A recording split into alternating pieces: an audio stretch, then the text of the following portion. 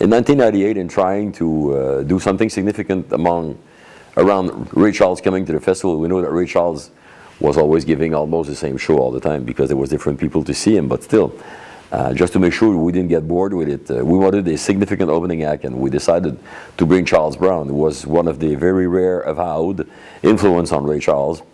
But Charles Brown fell sick the morning of the show, and he died shortly after that. But anyways, we had to replace him last minute, and I asked David Jobin, who was doing the outdoor program at the time, if he had in mind someone who could befit Ray Charles' music for the night. And he said, well, this girl that played on the street a few days ago, she's from the community of Montreal's musicians. She's really good. She's called Suzie Reyes. She's a great singer, and the band, very compact, minimal swing band.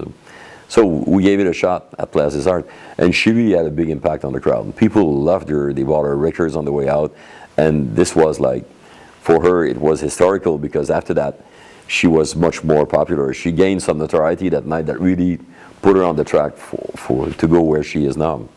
So for us, we take pride into having been instrumental in Suzie Reyes' career, but obviously she made the difference. She's a great, great singer. And now I think she's become one of the most popular jazz artists in Canada. So much for Suzie Reyes. 1998 was also the year after the big storm created by the Buena Vista Social Club. So it brought back Cuban music, son, and Cuban songs to the forefront of popular music. And the most intriguing member of Buena Vista Social Club casting was Compay Segundo. The guy was 92 at the time, pretty old, but still in good shape and quite humorous. And we did a press conference with him on the afternoon of the show, and when I asked him when was his real start in music, and he explained that he did his first concert in Mexico in 1926, which for me was like already science fiction. And then he says, I only made a record in 1938, so I was a kind of a late bloomer in music. So that was 60 years before that. And there he stood, talking and making jokes about his life in music. I thought there was a great lesson to be learned there.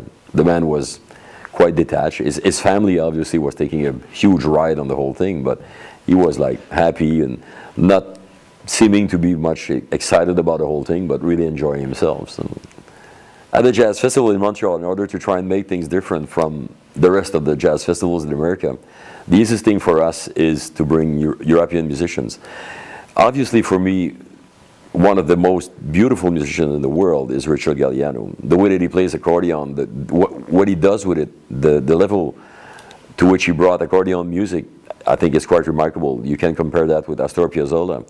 In his later stage in life, Astor Piazzolla acknowledged that Richard Galliano is heir apparent in terms of musicality, and even if they didn't perform on the same instrument, Piazzolla was on bandoneon, Richard is on accordion, but still there's a great link between those two instruments, and the way that Richard plays and what he does with his music and with his instrument has really brought him to the forefront of international music. And as far as I'm concerned, he must be one of the 5 top musicians in the world. He's one of my favorite artists. The guy is pretty humble, but at the same time he has this talent that really can take him into eternity. As far as I'm concerned, he's there for the long haul, and probably will be one of the most influential musicians of his generation.